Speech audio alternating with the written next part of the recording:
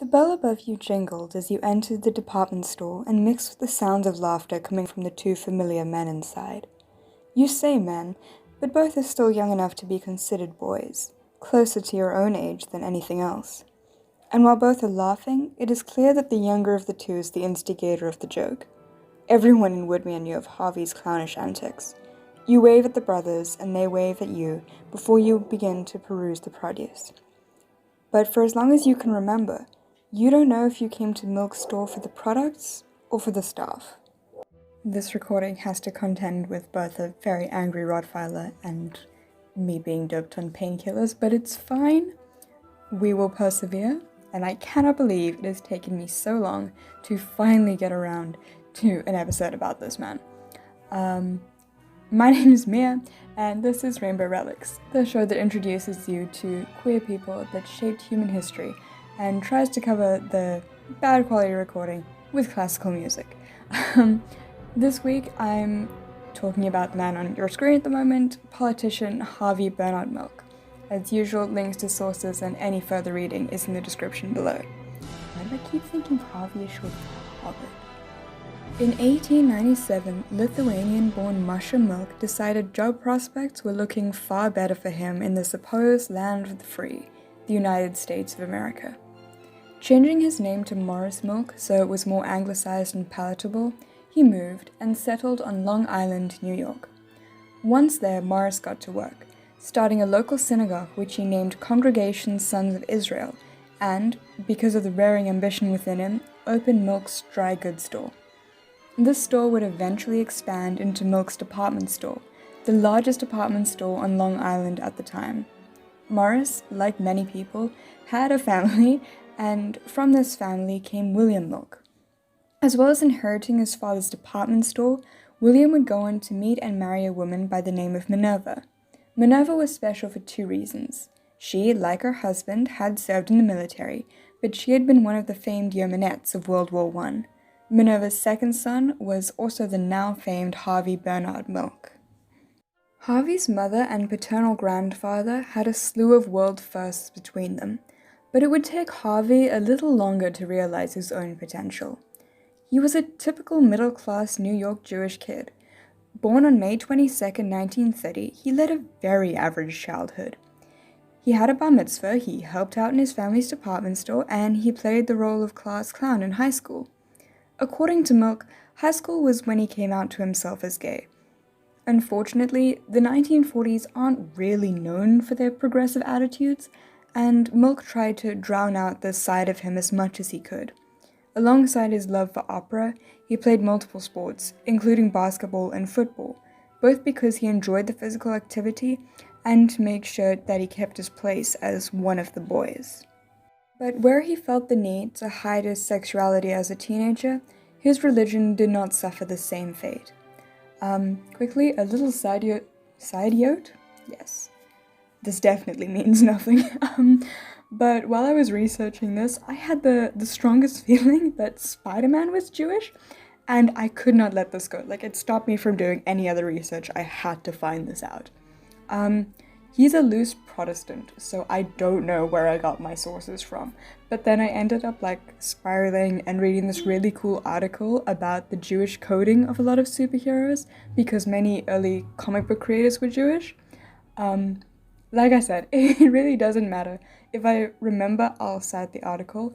But yeah, Spider-Man's not Jewish, Harvey Milk is.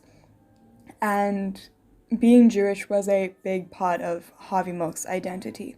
He did struggle with accepting religion growing up, noticing early on that all religion is kind of steeped in its own special blend of hypocrisy and falsehoods, but also noticing that this didn't make religion evil.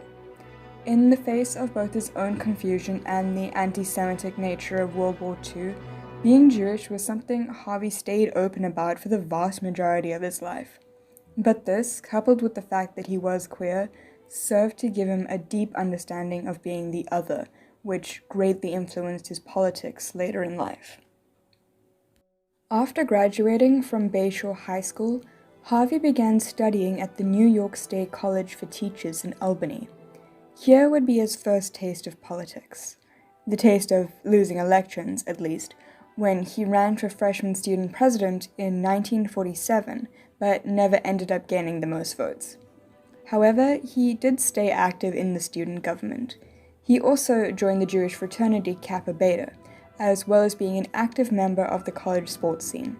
Harvey wrote for the State College News as their sports reporter, but goading from the sidelines just wasn't enough for him. He ended up joining basketball, volleyball, softball, and the wrestling teams. After graduating in 1951 with a degree in mathematics, Harvey joined the U.S. Navy. Harvey served as a driving instructor and chief petty officer aboard the USS Kittiwake during the Korean War after attending the Newport Officer Candidate School. In 1955, however, after questions about his sexuality arose, Harvey was honorably discharged. And after the Navy kicked him out, last year they decided to name a ship after him. Now, I don't know if it was meant to be genuine or only cheap virtue signaling, but it did mean that most of the search results on Harvey were all about the ship and not about him. No offense, but it's just a boat. It can't be as important as the guy that I'm trying to do an episode on, but thanks Google.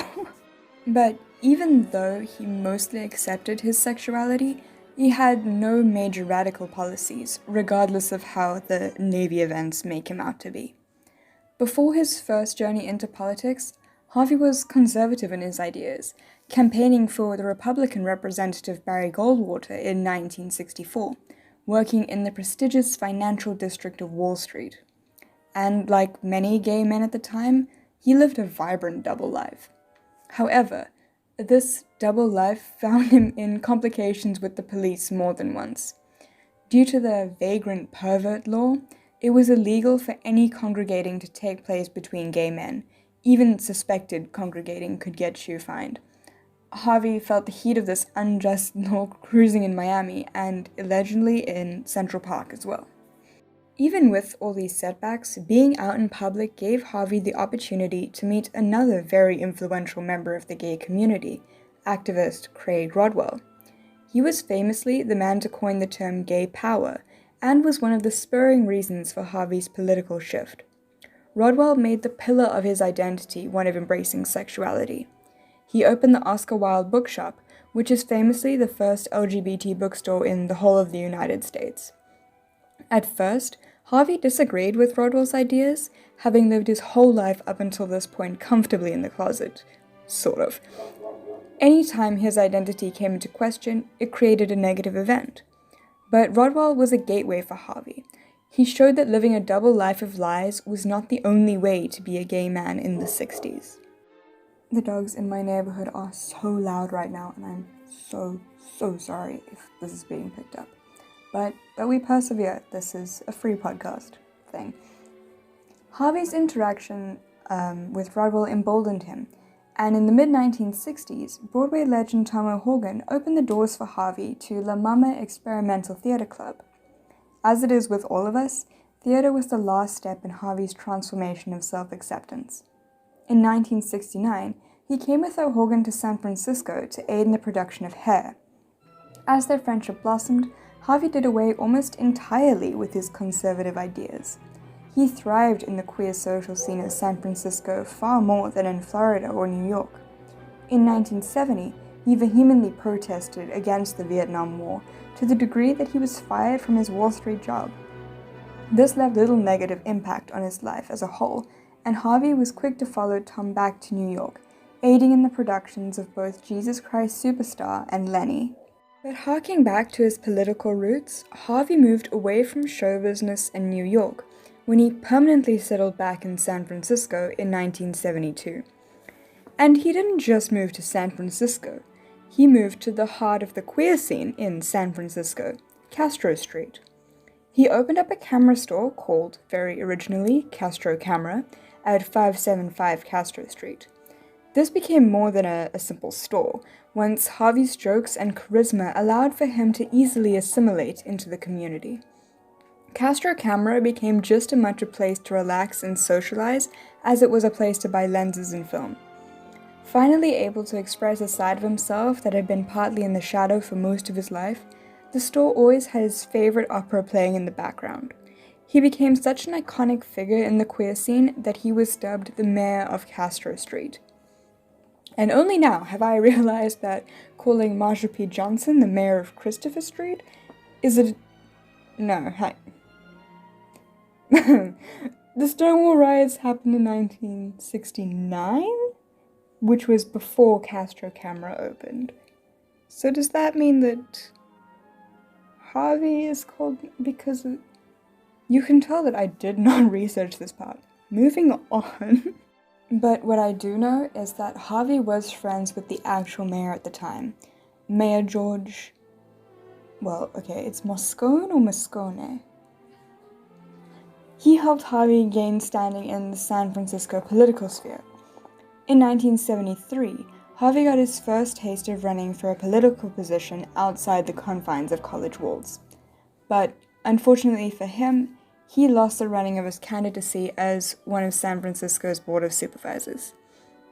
Even though Castro Camera was such a big part of the neighborhood, many gay people thought that was Harvey's place and where he should stay. There were already more important people running as candidates that he needed to wait his turn. However, this did not stop him amassing 17,000 votes and placing 10th out of the 32 candidates.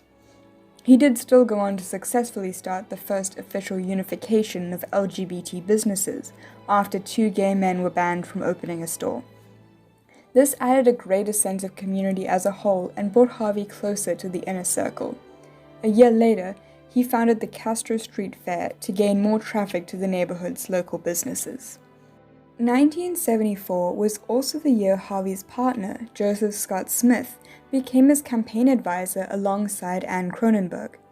They had met after Harvey was discharged from the Navy, and Harvey, being an avid amateur photographer, hence the opening of a camera store, captured many pictures of Scott, who was allegedly his favorite model. The two stayed together throughout Harvey's life. But either Scott and Anne were kinda bad at their jobs, or Harvey just wasn't liked enough, even with all of his community service. Again, he tried to run for a position on the Board of Supervisors, and again he lost, but this time he had met in Moscone to break his fall. He was given a position on the Mayor's Board of Permit Appeals, finally giving Harvey a tangible stand in politics. But Harvey was ambitious to a fault. He ran for a spot on the California State Assembly, giving up his position on the Board of Permit Appeals. Needless to say, he lost the State Assembly position too. Anne, Scott, and Harvey did not give up. He would get his prestigious position on the San Francisco Board of Supervisors, even if it was the last thing he would do. This time, he bolstered his public image and importance by forming the San Francisco Gay Democratic Club. This was part of a larger plan to change the elections for the Board of Supervisors to be chosen by individual districts, not a whole city. He was known in the surrounding area of Castro Street far better than he was known in the entirety of San Francisco. This change was successful, and alongside it were Harvey's list of promises he would implement when he was elected. He promised to establish daycare centers for working mothers to take their children to. He promised to turn military facilities into low-cost housing and try curb the growth of homelessness. And, most famously, he advocated to protect any and all gay rights. On the 9th of January 1978, Harvey Bernard Milk was finally inaugurated as the first gay man to hold a position on the San Francisco Board of Directors. This election was a win for a host of other minorities as well, seeing the inauguration of the first Chinese American to hold a position in the form of Gordon J. Lau, and the inauguration of the first African American, Terry A. Francis. The final strike was the backlash he created against the infamous Proposition 6. Started by Harvey's biggest opposition, State Senator John Briggs, Proposition 6 allowed schools to fire anybody they suspected of being gay. It made the education sector a minefield for many marginalized teachers and was hated by even more. In a rare sight, Harvey, backed by all of his supporters, had the hate-filled proposition removed. And this is only the most famous example for all Harvey did in the fight of any kind of minority discrimination in employment, public service, and Geez, literally anywhere in the public sector. But as with any politician, Harvey had many enemies. The most dangerous of these was fellow candidate Dan White. Dan loathed Harvey and all of his successors, believing what he was doing was harming the greater majority by focusing on the minorities. Never mind that, the fact the whole white majority is a misreading of statistics, and maybe we should be looking at people of color, but go off, Dan, I guess. It's fine. But the events of the 27th of November 1978 shocked the residents of Castro Street, San Francisco, and rippled out to the rest of the United States. Dan White entered the offices of Mayor Musco and Harvey Milk and assassinated both with a .38 revolver. Harvey was shot 5 times. The effect of what had happened was so powerful and so immediate that the residents staged a silent, candlelit vigil that night in honor of the 2 men. But Dan White barely faced the law in his actions. On the 21st of May the next year, White was sentenced to 8 years for voluntary manslaughter, not, as it should have been, 2 counts of first-degree murder, due to his lawyer's Twinkie defense. At first I thought this was a variation of the gay panic defense, but it's even more stupid than that. It was decided that White could not be held fully accountable for his actions because he had eaten too much junk food that day. When word got out about the verdict, people were furious, and the White Night riots ensued. Protesters flooded City Hall, damaging government property and setting rows of police cars on fire. The police retaliated by brutalizing the civilians and destroying the city's gay bars. At the end of it all, 120 people were injured, half of them members of the police force. The death of Harvey Milk affected everyone differently. People who knew only of his legacy retaliated in violence, but those closest to him became sad and withdrawn. Scott Smith lapsed into a deep depression, furthered by him being the one to execute his love's final will and testament. Today, both the recording of the will and the suit Harvey was shot in are on display at the GLBT Historical Society in San Francisco.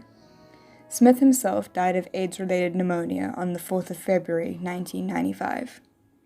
I am so sorry about the roller coaster disaster that whole episode was. I'm not going to change it because I don't know how I'd be able to fix that. But I never really took much notice of Harvey Milk before now. And yeah, I don't know, his story is definitely one that needs to be remembered, but oh gods, I'm gonna get shot with this. I don't think that he's the most important queer person history has to offer. I think that, yeah, he changed a lot and he did do amazing things in the political sphere, but the attention given to him doesn't need to be as intense as it is. Like, he doesn't need a ship named after him, especially if the Navy was so horrible to him. Like, that's not a great apology, but that's all my own opinion. These are just the facts, and you can decide what you want from it, but yeah, I think too much importance is placed on him for the role that he played. He didn't, save the people of Castro Street or, stop police brutality or anything. He was just he ran for mayor for a bit, and then he got the position, and the, George and Terry need a little bit more love, I think. He's still a white man. Yes, it's good that he's gay. My whole thing is about gays and marginalized queer people, but I think that it was a much bigger step, this election, for African American and Chinese American communities than it was for the queer community. Don't get me wrong, Harvey Milk was great. Thank goodness for him starting something. But did he start something? Or did he just continue in a cycle that I don't even know. I don't think that he's as important as everyone's making him out to be. That's my final thoughts. But tell me what you think.